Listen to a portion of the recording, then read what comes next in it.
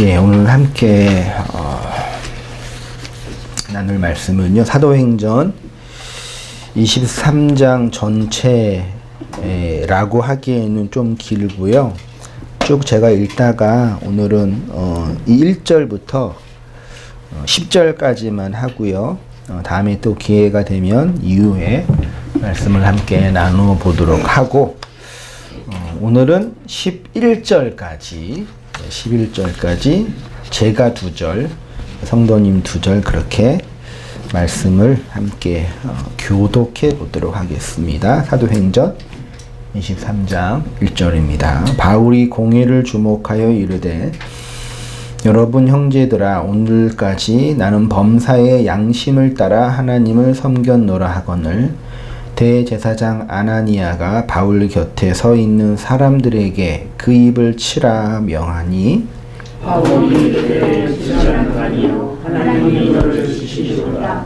내가 나를 율법대로 심판한다고 앉아서 율법을 어기고 나를 지시하는 자니, 그때서 사람들이 말하되 하나님의 대제사장을 내가 욕하느냐. 바울이 이르되, 형제들아, 나는 그가 대제사장인 줄 알지 못하였노라. 기록하였으되 너희 백성의 관리를 비방하지 말라 하였느니라 하더라. 바울이 그중 일부는 사두개인이요 다른 일부는 바리새인인 줄 알고 공회에서 외쳐 이르되, 여러분 형제들아, 나는 바리새인이요 또 바리새인의 아들이라. 죽은 자의 소망 곧 부활로 말미암아 내가 신문을 받노라. 그 말을 바리새인과 사두개인의 사이에 사심이시며 우리가 나누어지니 이는 사두개인은 부활도 없고 천사도 없고 영도 없다 하고 바리새인은 다 아니다 하니라. 크게 떠들새 바리새인 편에서 몇 서기관이 일어나 다투어 이르되, 우리가 이 사람을 보니 악한 것이 없도다. 혹 영이나 혹 천사가 그에게 말하였으면 어찌하겠느냐 하여 큰 분쟁이 생기니, 천부장이 바울이 그들에게 찢겨질까 하여 군인을 명하여 내려가 무리 가운데서 빼앗아 가지고 영내로 들어가니라 하니, 다 함께요. 그날 밤에 주께서 바울 곁에 서서 이르시되, 담대하라. 내가 예루살렘에서 나의 일을 증언한 것 같이 로마에서도 증언하여야 하리라 하시니라. 아멘. 나머지 말씀은 집에 가셔서 말씀 찬찬히 읽으시면서 또 개인적으로 묵상해 보시고 그렇게 생각해 보셨으면 좋겠습니다. 사도행전 23장은 바울이 유대인들의 최고 법정인 사내들인 공회의 앞에서 이제 재판을 받고 있는 장면으로 시작이 되잖아요. 사도행전에서 사내들인 공회는 이전에 예수님을 종교적으로 정죄했던 그 곳이고, 사도행전을 쭉 읽어보시면 아시겠지만 제자들이나 사도들이나 성도들을 핍박할 때 혹은 정죄할 때 이 공회 앞에서 그런 일들이 일어났던 거를 아시잖아요. 그러니까 대중들이나 분노한 군중들이 율법을 어긴 사도들이나 초대교회 성도들을 잡아다가 종교 재판을 하기 위해서 사내들인 공의에 데려간 거죠. 그 앞에서 사도 바울이 있는데, 아마도 이런 과정에서 전에 스데반은 그냥 군중들에 의해서 살해를 당했고, 예수님은 재판을 받다가 죽어야 할 어떤 종교적인 잘못을 범했기 때문에 죽이려고 했는데, 유대인의 사내들인 공의에는 입법권이나 사법권이나 행정권이 있었지만 사람을 죽일 권한은 그네들에게 없었기 때문에 어디로 갔어요? 로마 빌라도에게 가서 얘 좀 죽여줘. 그래서 살해당하신 분이 예수님이고, 바울은 아마도 로마 시민권자였기 때문에 그렇게 하지는 못하고 여차여차 있다가 대중들, 군중들 앞에서 바울이 있고 또 사내들인 공의 앞에서 이제 자신의 신앙을 변론하는 과정에 23장이 진행되고 있는 거예요. 그래서 1절부터 10절까지는 공의 앞에서 바울이 자신의 신앙을 변증 혹은 변론하고 있는 내용이고, 11절은 따로 제가 나누어서 했던 것처럼 갑자기 그날 밤에 누가 나타나셔요? 주님이 바울 곁에 서서 이르시되. 아니, 주님은 참 너무하시죠? 고난은 다 당하게 하시고 눈물을 다 흘리게 하시고 다 아파하고 눈물 흘리는 속에서 혼자 이렇게 착고에 매어서 구금 상태에 있는 바울에게 그냥 착고도 열어주시고 베드로한테 했던 것처럼 문도 열어주셔서 자유의 몸으로 살게 해주셨으면 더 능력 있는 하나님이라고 말할 수 있는데, 그날 밤에 바울 어디에요? 성경 표현으로는 곁에 서서 말씀하신 거예요. 뭐라고요? 말만 좋은 말이지 뭐예요? 가서 좀 죽어라. 근데 너는 여기에서 안 죽고 어디에서 죽는다? 로마에서 죽는다. 내 그때까지는 살려줄게. 이런 얘기예요. 그러니까 우리가 딱 볼 때는 이 많은 이게 제가 이제 유튜브에 이제 설교하는 목사님들 설교 이렇게 들어보니까 이 말씀 가지고 이제 주님이 바울을 위로하시고 격려하시고 힘을 주셨다라는 그런 취지로 많이 얘기를 했는데, 입장 바꿔놓고 생각해 보면 제가 만약에 바울의 위치에서 이런 능력과 경험을 가지고 복음을 전하고 이런 고생을 하다가 밤에 혼자 이렇게 내일 죽을지도 모른다라는 그런 두려움 속에 있는데 갑자기 누가 나타나신 거예요? 야, 주님이 나타나셔가지고, 야, 성민아, 너 참 애쓴다. 내가 너를 위해서 하늘의 영광스러운 부활을 다 준비해놨어. 그런 얘기는 안 하시고, 야, 너 마음이 어렵지? 내가 널 위로해줄게. 너 앞으로 원하는 거 다 잘 될 거야. 너 뭐라는 게 뭐야? 교회 크게 하는 거 크게 해줄게. 그런 거 안 하시고 뭐라 그래요? 바울 곁에 서서 힘들지? 어렵지? 그래. 여기에서는 안 죽어. 저기에서 죽어. 그 말을 들은 바울이 기분이 어땠겠어요? 그러니까 이게 단순히 주님이 바울을 종교적으로 심리적으로 위로하고 격려했다라는 취지로 말하는 거는 너무 단편적이고 너무 무지한 표현이에요. 그렇게 보면 안 되는 거죠. 아무튼 그런 과정에 있다가 주님의 말씀처럼 이제 죄인의 신분으로 호송이 되는데, 이게 놀라운 건 뭐예요? 수많은 사람들이, 심지어 나중에 뒤에 보면은 바울을 죽이려고 40명이 모여서 금식했다 그랬잖아요. 바울을 살해하려는 그 자결단이 만들어진 거예요. 저놈은 내가 죽여버리겠다 그런 위협 속에 있는 바울을 로마까지 안전하게 보내기 위해서 누구의 보호를 받아요? 군대도 수십 명을 세워지죠. 전차병, 보병 다 만들어져가지고 바울을 호송하는 팀이 만들어지는 거예요. 그러니까 이런 거 볼 때는 하나님의 놀라운 섭리죠.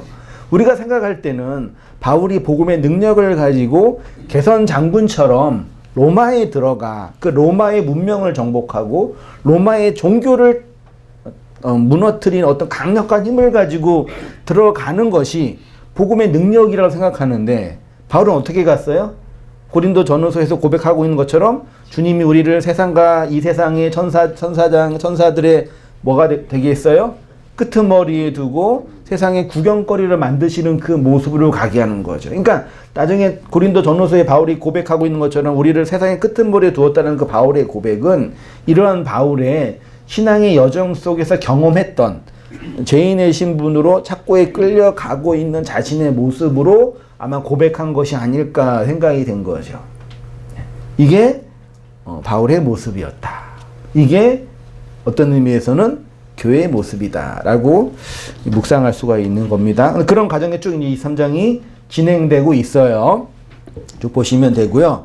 1절을 다시 보시면, 그래서 바울이 이제 공회를 주목하여 이르되, 여러분 형제들아, 오늘날까지 나는 범사에 양심을 따라 하나님을 섬겼다라고 고백하지요. 여기 공회가 헬라어로 시네드리온, 한글로는 산헤드린이잖아요. 다 알고 있는 것처럼 이 시네드리온은 유대 사회에서 종교적, 정치적, 도덕적 힘을 가진 강력한 통치의회였어요.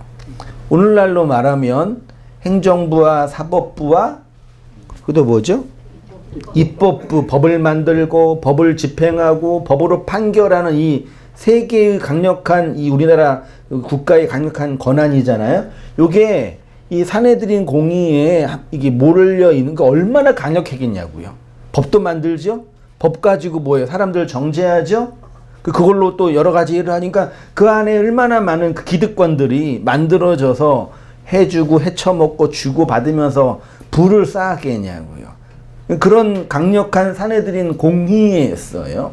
이게 유대인의 가장 중요한 그런 어떤 정치적 종교적 모임이었는데 여기에서 예수님도 사실 살해를 당한 거고 초대교회 성도들도 여기에서 고난을 받은 거죠. 성도들을 종교적으로 정죄한 곳이었는데 그래서 예수님도 이런 말씀을 하셨잖아요. 마태복음 5장 22절에 나는 너희에게 이르노니 형제에게 노하는 자마다 심판을 받게 되고 형제를 대하여 라가라 하는 자는 어디에요? 공회 있죠? 이게 사내들인이에요. 야 너네 똑바로 말씀 지키지 않으면 어떻게 해요? 이 공의에 잡혀가서 너희가 율법으로 정죄를 당하게 될 거야 라고 이제 얘기했던 부분이고 마태복음 10장이나 등등에 있는 거는 예수님과 제자들이 고난을 받을 때 이 사내들인에서 고난을 받은 장면이 나오는 겁니다. 신약 성경이 말하는 사내들인 시네드리온은 예수님과 사도들을 박해하고 핍박했던 유대교의 핵심 카르텔이었습니다. 유대교의 메카가 뭐라고요? 사내들인이에요. 그러니까 만약에 유대교를 무너뜨리려면 어디를 부서뜨리면 돼요? 사내들인. 말하자면 그런 거예요. 이들이 예수님을 십자가에 못 박아 죽게 한 것이기도 하고 사도 바울도 그렇게 살해하려고 고소한 것이었어요. 이들은 자신들이 하나님의 종교적인 권위를 위임받아서 백성들을 통치하고 다스린다고 생각하는 신적인 기관이라고 생각했습니다.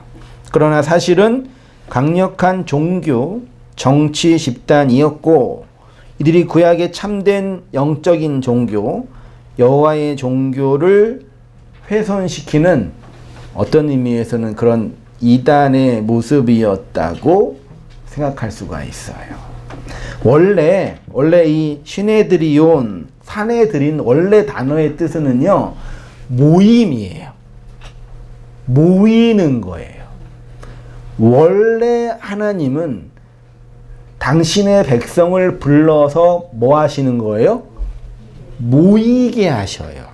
그래서 기독교의 모임은 무슨 모임이라 그래요? 흔히 보편 전통 기독교의 모임은 우리가 왜 모인다 그래요? 보편적으로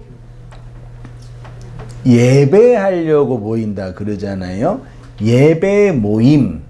이 카톨릭에서는 뭐 미사를 드리기 위해서 모임. 그러니까 종교적인 예전을 함께 하려고 모이는 거예요.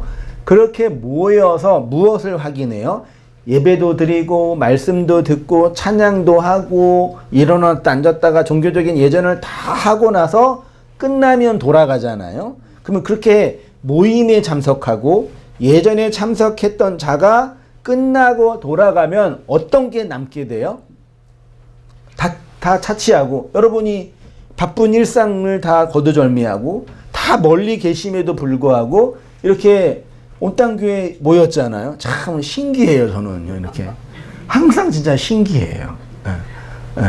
이렇게 모이는 게 여러분은 안 그러시겠지만 저는 너무 신기해요. 어떻게 이렇게 이게 참 놀라워요. 모이잖아요. 모였다가 어떤 여러분은 그냥 우리의 예전은 별게 없죠. 앉았다가 일어나는 것도 없고 찬양도 그냥 목소리에 기타 하나에 그냥 소리 들으면서 앉았다가 이게 거룩한 찬양인지 감동적인 찬양인지도 모르고 찬양도 부르고 였다가 설교 한 1시간 됐다가 그냥 돌아가잖아요. 빨리빨리요. 아는 체도 안 하시고 막 가잖아요. 그렇게 왔다가 가시면 여러분 마음속에 뭐가 남아요? 오늘도 또 선생님 목사의 또 놀라운 은혜의 설교를 듣고 또 간다 그러시죠? 그런 건 쓸데없는 거고, 나 그래도 예배 한번 참여하고 갔다 그러세요? 그럴 수도 있겠죠.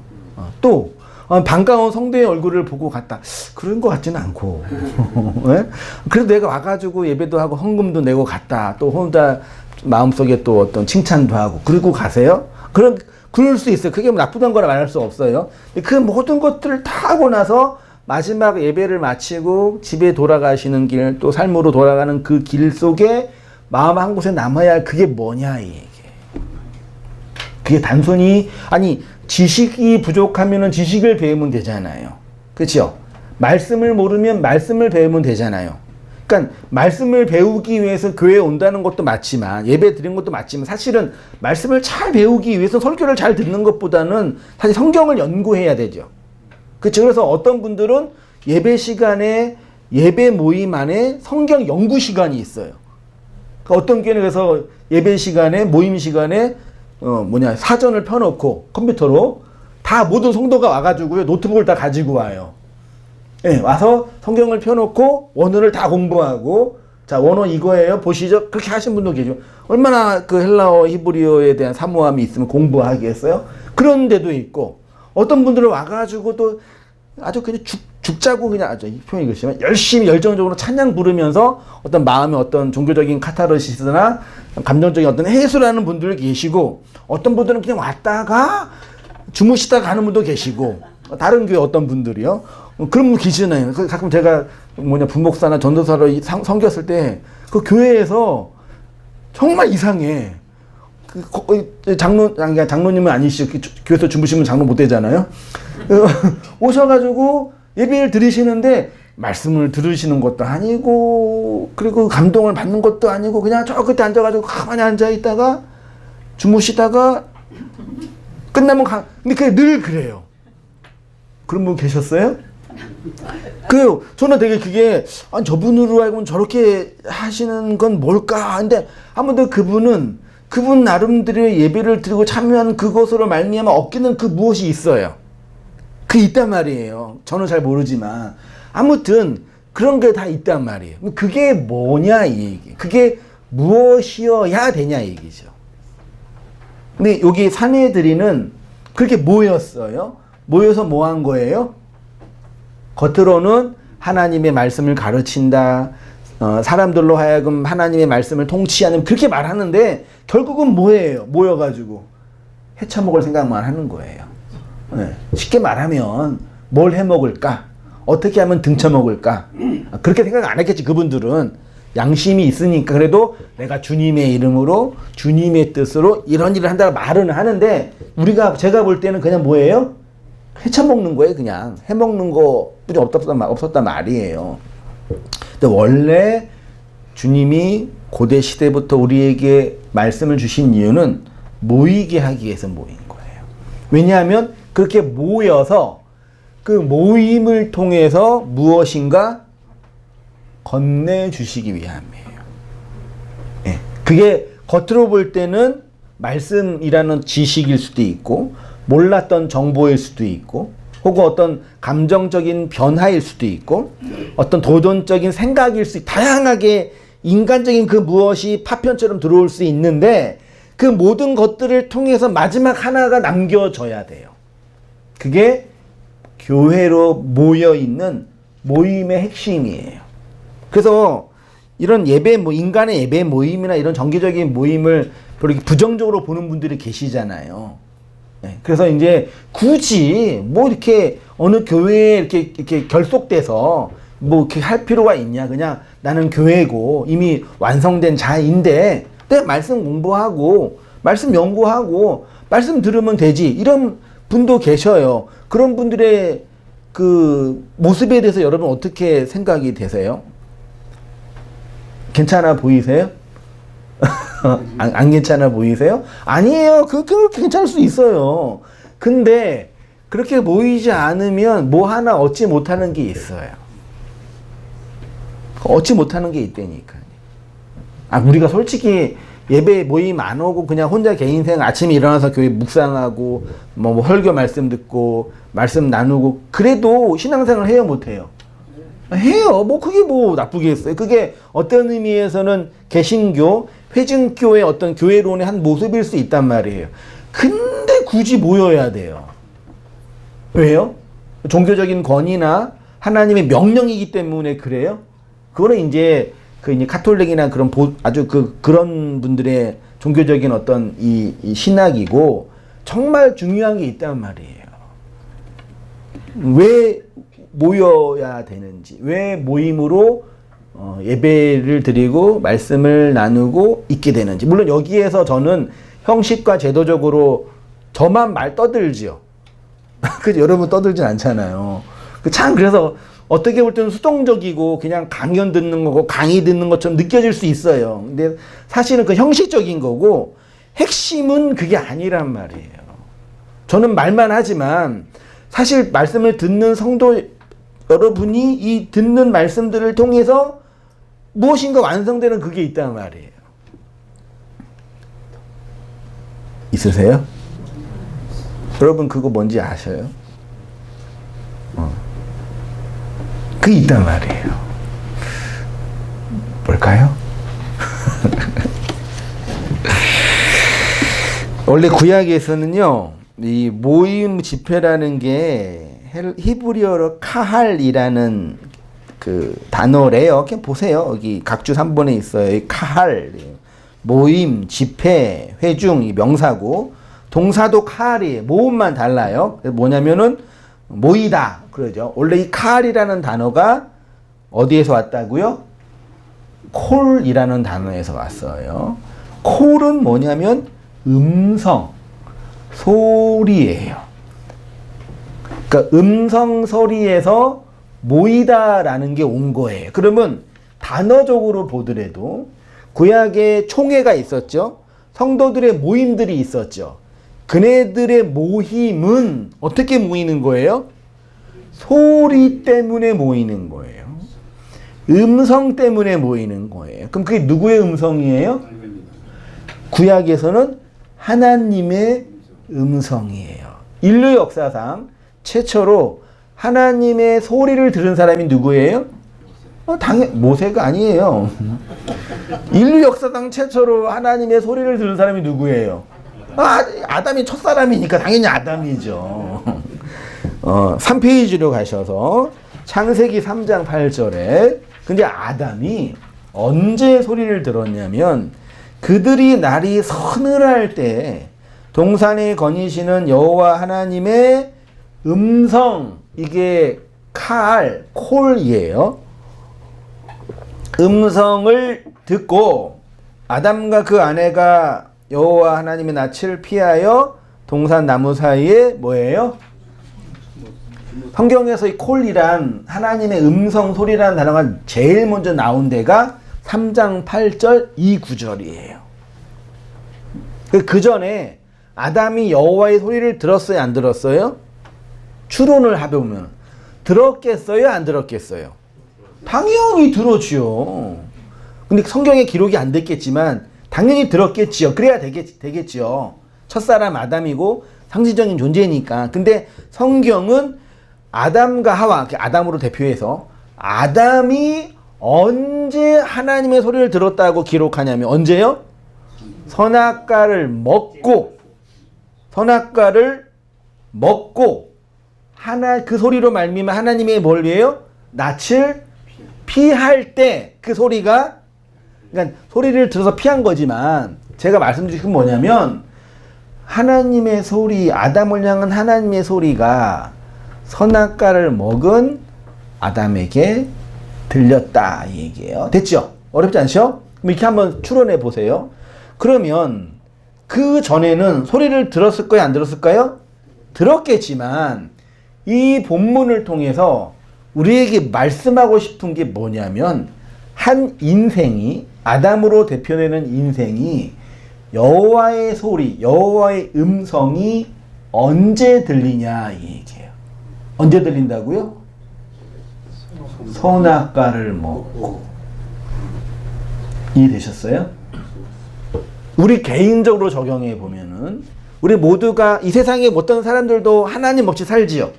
그렇죠? 하나님 없다고도 하고 하나님은 있다고 인정하지만 굳이 그분과 관계 맺고 싶지는 않고 다양한 방식으로 살지요.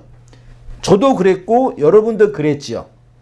그렇게 살아왔잖아요. 교회 다니면서도 그랬어요. 모태 신앙도 그랬어요. 살다가 어느 순간에 뭐가 들려요? 하나님의 소리가 들려요. 언제예요? 내가 쉽게 말하면 죄지을 때이지만 선악과 먹고 태어난 존재라는 게 인정될 때, 율법이 나에게 내용으로 드러날 때. 율법의 목적은 뭐예요? 우리를 뭐 하는 거예요? 정죄하는 거잖아요. 이 놀라운 무서운 이야기예요.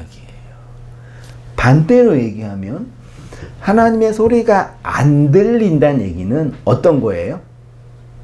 그네들이 율법의 정죄가 무엇인지 모른다.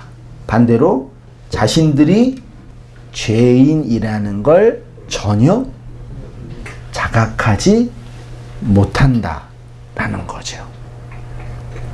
그래서 예배 모임에 참여하여 성례전에 참여해. 아무 다른 종교도 마찬가지예요.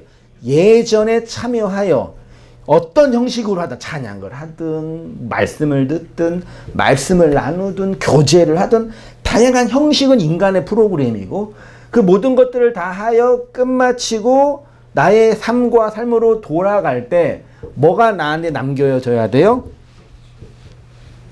나는 죄인입니다가 남겨지고 가시는 거예요. 그걸 쉽게 말해서 은혜 받았다라고 하는 거예요. 여러분 너무 단순하죠? 너무 쉽지요? 별거 없지요? 아니 목사님 뻔한 얘기 하시네. 원래 복음은 뻔한 얘기예요. 근데 이 세상에서 내가 진리와 하나님 앞에 죄인이라는 걸 인식하는 사람은 누구뿐이 없어요? 여러분뿐이 없어요. 교회뿐이 없어요. 이 말하는 죄인이라 함은 윤리적이고 도덕적이고 누구한테 해를 끼치고 이런 사회 규범적인 죄와 아무 상관없습니다. 그거는 사회 규범적인 죄고 존재적으로 내가 선악이라는 율법의 과실을 먹고 있는 자라는 자기 인식에 대한 자각은 교회만이에요. 언제 부르신다고요? 죄인 되었을 때 부르시는 거예요. 그러면 모든 교회와 종교의 모임의 핵심은 인생으로 하여금 자신이 어떠한 존재임을 드러나고 알게 하는 거예요. 내가 죄인이라는 걸 알게 하고 돌아가게 하는 거예요. 별거 아닌 것처럼 느껴지죠. 정말 중요한 거라니까요. 핵심이라니까요.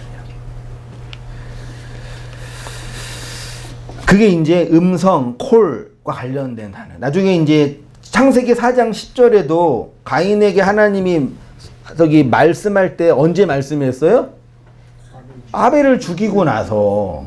그리고 출애굽기에서도 율법을 받을 때 하나님의 콜, 음성이 들렸다고 표현하고 있는 거예요. 원래 그 소리로 모여있는 자들이 모임, 신의 온이어야 돼요. 그죠? 근데 어느 순간 그렇게 모인 자들이 자신이 하나님 앞에 죄인이라는 근본적인 사실을 망각할 때 어떻게 돼요? 이런 사내들인 집단이 되는 거예요. 3페이지로 오셔서 하나님의 백성은 하나님의 소리를 들어요. 근데 그 소리를 언제 듣게 되냐면 선악과를 먹고 난 후에 동생을 살해한 후에 출애굽하여 율법을 받을 때에 소리를 듣게 된다는 것이에요. 이 하나님의 소리를 문자로 기록한 것이 율법이고 그 율법을 계명으로 정리한 것이 십계명이고 하나님의 소리가 무엇인지 모르는 자들에게 그 소리가 마음에 들린다라는 것은 그가 선악과를 먹은 자인 것을 알게 될 때이며 아벨을 죽인 자라는 것을 깨닫게 될 때라는 얘기죠.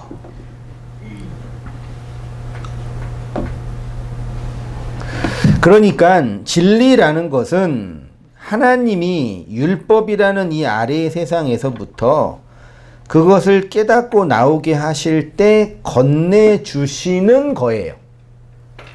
예수님이 율법의 시대를 대표하는 유대교의 종교를 부수고 바울이 구약의 말씀을 그리스도로 재해석하여 건네준 이유가 바로 이러한 이유 때문입니다. 강을 건넌 후에는 배를 버려두고 걸어가는 것처럼 로켓이 우주를 향해 날아갈 때 땅에 있는 모든 것들을 쏟아붓고 올라가는 것처럼 아래의 세상에 율법으로 주어진 것들을 버릴 때 어디로 올라가요? 하늘로 올라가는 거죠. 우리는 땅에서 태어나서 어디로 가요? 하늘로 가야 돼요. 그리고 하늘로 가고 있어요. 그리고 하늘로 가게 됐고 그 하늘에서 우리의 존재가 완성이 됐어요. 우리의 구원이 우리의 입장에서는 가고 있는 거지만 하나님의 입장에서는 뭐예요? 완성이 됐죠. 그래서 인간이 태어나서 죽으면 어디로 가요?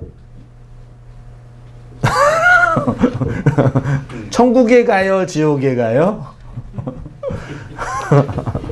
이게 천국이 이 땅에 이루어지는 하나님의 나라라고 해서 죽음 이후에 그 너머의 그 무엇인가의 세계가 없다라고 말하면 돼요? 안 돼요? 안 돼요. 제가 사후 세계가 이런 거다라고 말할 수 없는 이유는 그거는 내가 알아요? 몰라요? 몰라요. 그거 누구만 알아요? 하나님 빼놓고 누구만 알아요? 죽은 사람만 알아요. 그쵸? 죽은 분들은 여기로 와요? 못 와요? 그게 영원한 그 사건의 지평선이에요. 저기에 무엇인가가 있는데 거기에 넘어가면은 블랙홀이기 때문에 일로 못 온단 말이에요. 그러니까 있어요. 그 왜 그러냐면, 그러니까 사후 세계는 있을 수밖에 없는데 흔히 우리가 생각하는 뭐 불이 막 떨어지고 막 뭐 천사가 그런 거는 그냥 인간의 상상력이고 단테가 만든 문학적인 표현이고 우리는 그런 것에 이렇게 적응돼 있기 때문에 자꾸 사후 세계 하면 그런 거나 말하는데 그런 그냥 문학적인 표현이라고요. 그게 왜 있어야 되냐면 인간 편에서는 사실 없어도 되죠. 왜요? 태어났다가 무신론자가 말하는 것처럼 그냥 죽으면 모든 게 끝이야. 그러면 얼마나 마음이 편해요. 그리고 또 한 가지는 나중에 죽으면은 지금은 별로 우리 인생이 별로지만 나중에 좋은 걸로 태어나면 좋잖아요. 환생 같은 거. 그 멸절되든지 환생되면 우리 입장에서는 편하단 말이에요. 되시죠? 하나님 입장에서는 하나님이라는 존재가 원래 그 존재 자체가 기본적으로 뭐예요? 영원성이란 말이에요.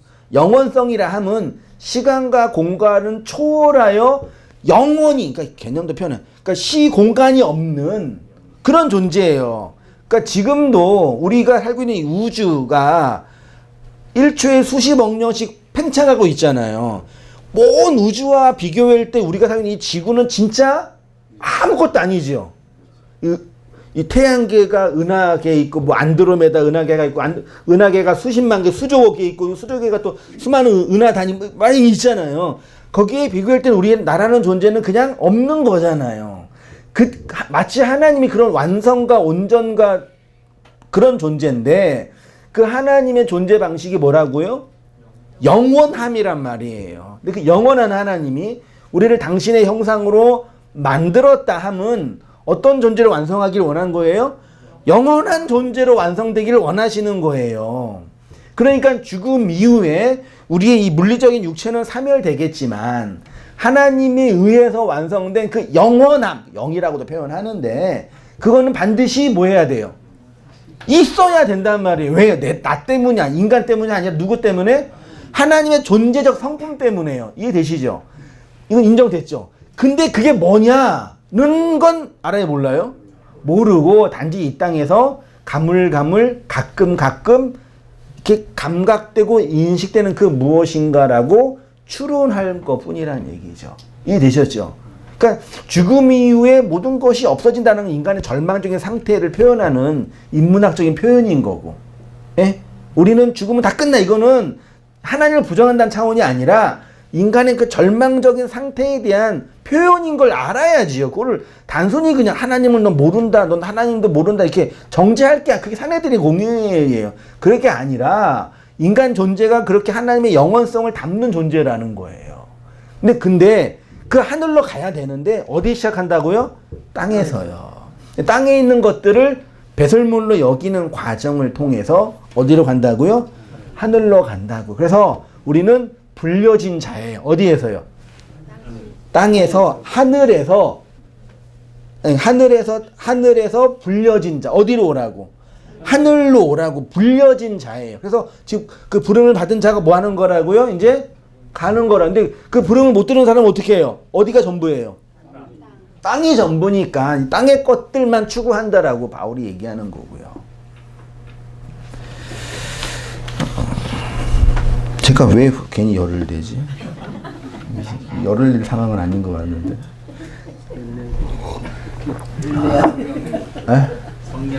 성령의 불이에요? 그게 이제 신약 성경이 말하는 에클레시아예요. 에크부터고 레시아가 콜이거든요. 히브리어로 하면요. 밖에서부터 부름을 받은 자들. 자, 이리로 오세요. 이렇게 부르는 자들. 그게 에클레시아예요. 그거를 예배 모임이라는 교회로 뭐 하는 거예요? 불려진 자란 말이에요. 자, 이리로 오세요. 자, 이리로 오세요. 그게 예전이라는 형식으로 부름을 받은 거라고요. 그 우리가 이 세상 땅에서 막 이것저것 하고 살다가 뭘 듣는 거예요? 하나님의 소리를 듣는 거예요. 어떤 형식을 통해서? 예배 모임이라는, 교회 모임이라는 형식을 통해서. 이해되셨죠? 저 어렸을 때 기억나요. 저는 어렸을 때는 그냥 뭐라 이렇게 놀기만 했어요. 그냥 학교 갔다 와서 가방 던져놓고 밖에 나가서 집 앞에 이렇게 개천이 있었는데 맨날 거기서 땅 파고 구슬치기 하고 딱지치기 하고 맨날 놀다가 이제 저녁쯤 되면 엄마가 위에서 뭐해요? 야! 공부도 안 하고 맨날 뭐라 그러는 거죠. 아, 나는 가야 될 존재지. 그치만 여기가 뭐예요? 아, 재미있죠. 재미있죠. 그치만 뭐예요? 가야 될 존재죠. 마치 그런 거죠. 이 땅에서 하나님의 부름을 뭔지 모르는데 듣는 거죠. 말씀이라는 것을 통해서, 예전이라는 것을 통해서. 근데 인류가 예배 모임을 이런저런 모양으로 만든 이유가 그런 인간의 환경과 관습 속에서 어떤 종교적인 예전을 만드는 거, 사실 그런 게 담겨져 있어야 돼요. 우리 예배에 참석하고 말씀을 듣고 찬양을 듣고 성도의 나눔과 그 모든 예전을 통해서 완성된 그 한 가지는 하나님께 부름받은 자라는 걸 깨닫고, 아, 그치, 난 부름받았지, 난 죄인이지, 맞아. 그걸 또 기억하고 돌아가는 그 시간이 교회의 예배의 모임으로 모이는 이유예요. 그래서 모이게 하시는 거예요. 누가요? 하나님이. 제가? 아니에요. 저도 항상 그래서 신기한 거예요. 어떻게 이렇게 모일까? 야, 이거 참 신기하다.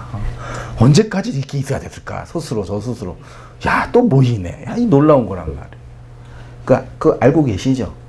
그래서 그런 의미에서는 신기하지만 또 한편으로는 하나님이 그렇게 오늘도 나에게, 우리에게 말씀하고 계심을 자각하게 되는 거예요. 그 과정에 말씀의 깊은 은혜를 받아서 어떤 내면에 큰 변화가 있을 수도 있고, 찬양의 은혜를 받아서 어떤 눈물도 흘릴 수 있고, 성도들의 간증 속에서 위로를 받을 수도 있는 거지요. 다양한 방식으로. 그렇지만 결론은 그 하나로 완성되는 거예요. 그렇죠?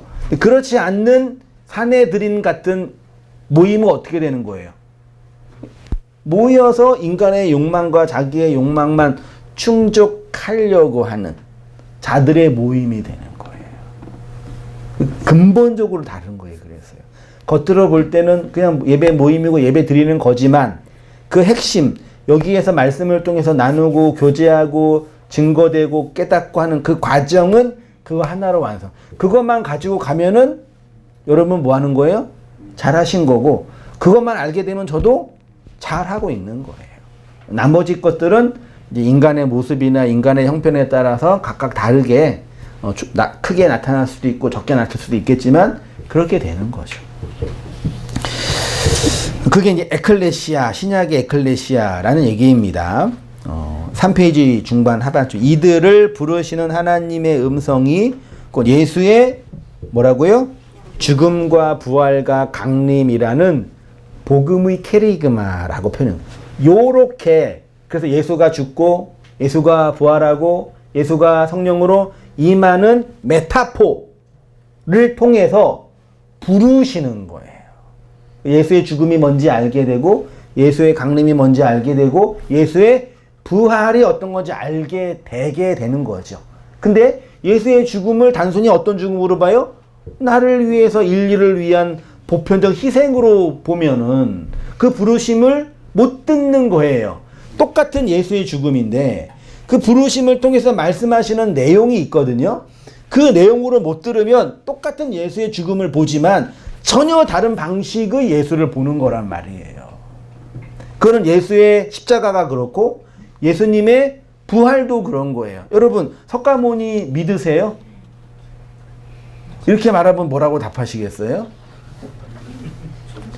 벌써 우리는 믿음에 대한 종교적인 내용이 있기 때문에 부담스럽죠. 저는 석가모니를 믿어요. 그분이 오래전에 저기 어딘가 태어나셔서 이러저러한 일들을 했다는 걸 저는 믿어요. 이해되셨죠? 이 믿음은 성경이 말하는 피스토스가 아니에요. 지적으로 동의하는 거죠. 무신론자들도 예수님을 믿어요, 안 믿어요?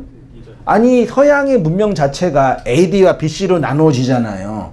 어떤 분이, 어떤 학생이, 선생님, AD와 BC가 뭐예요? 그러니까 AD가 뭐예요? AD, 아노 도미니, 우리 주님 이후의 시대. 벌써 AD 안에 뭐가 있어요? 주님이 있는 거고, BC는 뭐예요? Before Christ, 예수님 이전의 시대. 서양 문명의 역사가 뭘로 구분돼요? 예수님이 오신 사건으로 구분돼요.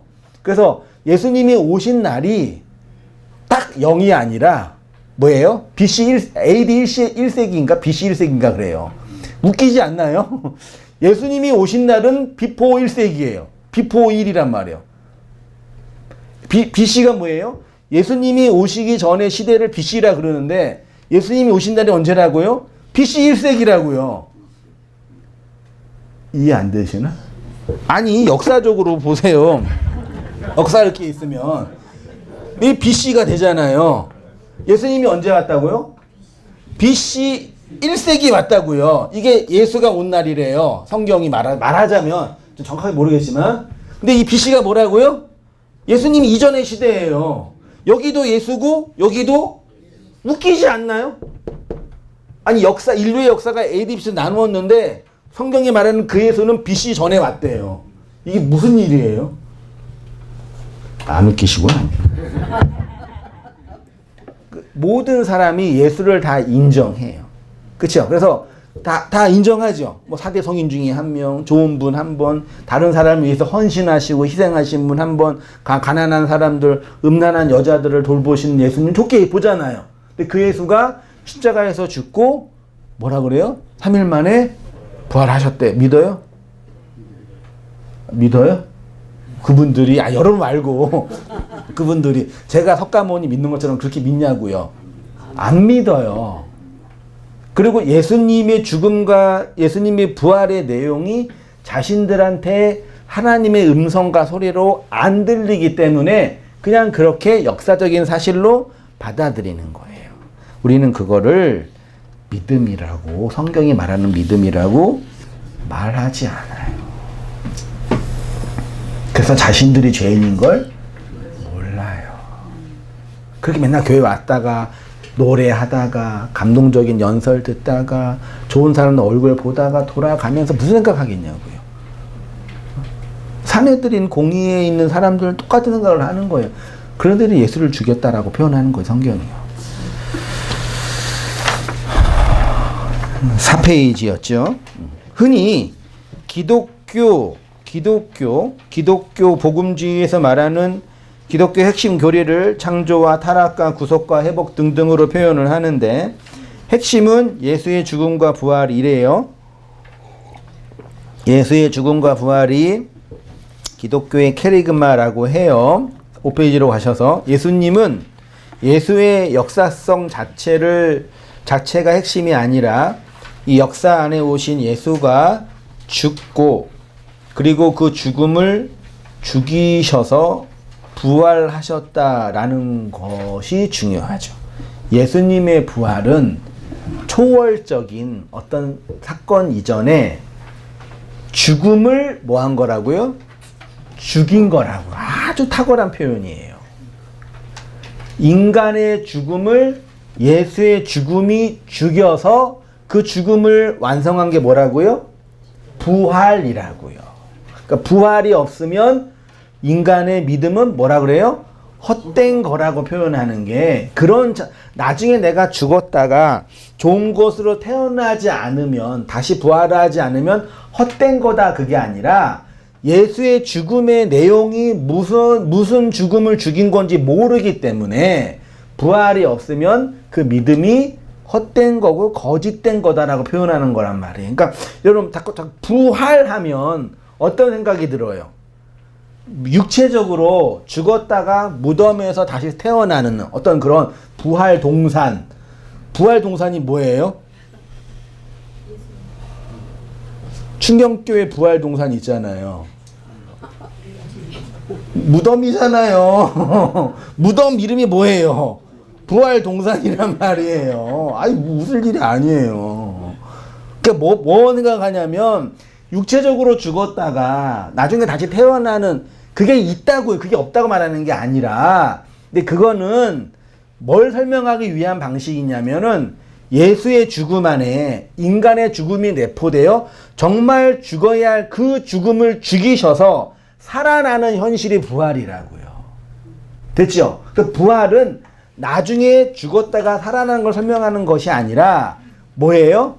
지금 성도의 존재와 현실과 실존, 본질 안에 죽음을 죽이셔서 살아나는 현실, 나는 죄인입니다 라는 자각하는 그 현실이 뭐라고요? 그게 부활이라고 제가 표현하는 거라고요. 그게 부활, 그거 아니스템이라고, 아나이스템이 혹은 위로 똑바로 서는 거라고 표현하는 이유가 그런 진리의 기둥으로 세워졌기 때문에 그거를 부활이라고 표현하는 거라고. 이해되셨나요? 근데 천주교는 개신교 대부분의 부활 교리는 뭐예요? 그 마리아의 고백처럼 죽었다가 다시 태어날 줄을 나는 믿습니다. 그거 다 그 입간 예배할 때나 예배할 때만 하는 표현, 그러니까 인간에게 죽음은 끝이 아니라 새로운 소망이다라는 어떤 그런 표현 정도로만 할 때 쓴 건데, 그게 없다는 얘기가 아니라 핵심은 지금 우리 안에서 예수의 죽음 안에서 죽어서 완성된 성도의 이 죄인된 내 실존, 그게 뭐라고요? 그게 부활이라고요. 나는 부활됐다라는 게 뭔지 아시겠어요? 내가 진리로 똑바로 서서 나 모든 걸 다 알고 나는 이제 완성됐어. 그게 부활이라고요? 아니라고요.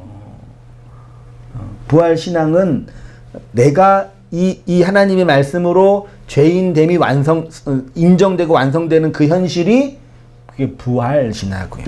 왜냐면 진리를 똑바로 쓰는 거잖아요. 이 땅에 진리를 똑바로 쓰기 위해서 뭐가 세워져야 돼요? 기둥이 세워져야, 십자가 기둥이 세워져야 되잖아요. 그게 부활이라고요. 부활 신앙이 완전히 이제 오해된 거죠. 부활체 이런 것도 이제 사실 어떤 의미 우리가 이제 부활체로 살고 있는 거죠. 어떤 의미. 근데 우리는 그 부활체를 나중에 어떤 홀령 이런 거로만 생각하니까 오해가 되는 거죠. 그게 여러분의 뭐라고요? 부활이라고요. 아나이스테미라고 표현하는 거예요. 중간쯤에 부활의 핵심은 죽음을 죽이는 거예요. 다시 말해서 예수의 죽음이 죄의 결과는 사망이잖아요. 예수의 죽음이 죄로 말미암는 우리의 죽음을 죽이셔서 죽음의 증상인 그 결과로부터 우리를 구원하시는 게 그게 뭐라고요? 부활이라고 하는 거예요. 그래서 부활이 없는 다른 종교에서는 죄로부터의 구원, 지옥으로부터의 구원이 있어요, 없어요? 없지요. 나중에 지옥에 안 가는 거, 그 구원이라고 안 한단 말이에요. 지금보다 더 좋은 곳에 가는 걸, 그걸 천국이라고 안 한단 말이에요, 성경이요. 그들이 예수님의 부활을 인정하지 않는 이유가 이 때문입니다. 예수님의 죽음이 어떤 죽음인지 모르죠. 진짜 모릅니다. 왜냐하면 예수의 죽음이 우리 안에 죄가 연결되어 있음을 모르기 때문이죠. 그래서 내가 죄인입니다 라고 고백하는 그 고백이 어떤 의미인지 알아요? 몰라요? 여러분, 죄를 지은 사람이 검사에게 기소를 당해서 법원의 판결을 받을 때 뭘 써요? 반성문을 쓰죠. 안에서 모르시고죠. 반성문을 써요. 왜 써요? 자신의 죄에 대해서 진심으로 뉘우치고 피해자에 대한 깊은 사죄와 용서의 마음 때문에 반성문을 쓰지요. 라고 말하고 싶지만 왜요? 반성문을 써야지 뭐라 하죠? 감형을 받을 수 있기 때문에. 그치요? 천국을 그렇게 가고 싶으시냐고요? 네? 판사는 그것만 쓰면 그래도 진심 어리게 쓰는 것처럼 느껴지면 감형해 줄 수 있어요. 보이는 거니까. 하나님은 주님, 나 죄인입니다. 잘못했습니다. 예, 용서해 주세요. 맨날 반성문 쓰고 왔어요. 주님 그거 보고 읽어보고 아유 그래 반성했구나. 감형. 그러세요? 그럴 수 없단 말이에요, 주님이요. 그러니까 나는 죄인입니다라는 그 고백이 나의 감형을 위해서 혹은 그 고백하면 무엇인가 이익이 있기 때문에 하는 거를 나도 알고 양심 있으면 나도 알고 주님은 더 명확하게 안단 말이에요. 그래서 너 죄인이야? 그래 알았어. 내가 네가 죄인인 거를 만천하에 드러나게 할게. 너의 죄의 어떠함들을 폭로하고 드러나게 할게. 역사 속에서 펼치시고 보여주시는 거예요. 그래서 나는 죄인입니다. 이 고백이 중요해요. 너무 그래서 이제 오해의 소지도 있고, 오해되고 있고, 왜곡되고 있지만 어쨌든 중요해요. 왜냐하면 거기에서부터 죄로부터 구원이 시작되기 때문입니다. 말하면 길지만 간단하게 말할게요. 죄로부터의 구원을 개신교에서는 칭의와 성화라는 교리로 설명을 했어요. 좋은 교리예요. 칭의는 하나님의 법정에서 영원 전에 완성된 것처럼 의인으로 뭐예요? 인정해 주는 거죠. 죄인이지만 의인인 거예요. 죄인에게만 의인이 되는 거예요. 그게 칭의란 말이에요. 법적인 거고 존재에서는 아무런 변화가 일어나지 않아요. 근데 성화는 뭐예요? 존재적인 변화라고 표현할 수 있는데 요거는 이제 오해. 성화로는 정말 오해의 소지가 있습니다. 저는 성화론자는 아니지만 인간의 성화를 믿어요. 인간은 근본적으로 변할 수 없죠. 갯골이 땅에 묻는다고 황무가 되지는 않지만 그런 질적인 변화가 일어나지 않지만 이 땅에서의 성화로 설명되어지는 변화가 있어요. 그게 뭐냐면 적절한 예일 수도 아닐 수도 있겠지만 막 태어난 영아 있죠. 막 태어난 영아. 걔 인간이에요? 그게 인간이지. 완전한 인간이에요? 완전한 인간이 아니에요? 인간으로 완전하냐고요? 인간으로 걔가 완전해요? 헷갈리시죠? 인간으로 걔 완전하죠. 아니에요? 먹지도, 그러니까 똥을 넣죠. 하는 건 먹는 거, 자는 거, 싸는 것뿐이 없지만 걔 인간이죠. 인간이잖아요. 그치만 그렇게 있으면 돼요, 안 돼요? 안 되죠. 완전한 인간이에요. 완벽한 완벽은 좀 그렇지만 인간으로 완전한 거죠. 걔가 영아이기 때문에 인간성에 문제가 있는 건 아니잖아요. 그치만 걔는 뭐 해야 돼요? 성장해야 되잖아요. 그게 성화라고요. 그래서 인간의 생애 주기에 영아기, 유아기, 청소년기, 청년기, 장년기, 중년기. 장년과 중년 같은 건가요? 비슷해요? 중년기, 그리고 노년기, 그리고 노년기 이후에는 없나요? 너무 슬픈데? 그 인간의 그 생애 주기가 있잖아요. 생애 주기마다 그 인간에게 필요한 게 다 다르죠. 어린아이 때 필요한 거, 늙어서 필요한 거, 다 다르서 세대마다 성향도 다르고 다 다른 거잖아요.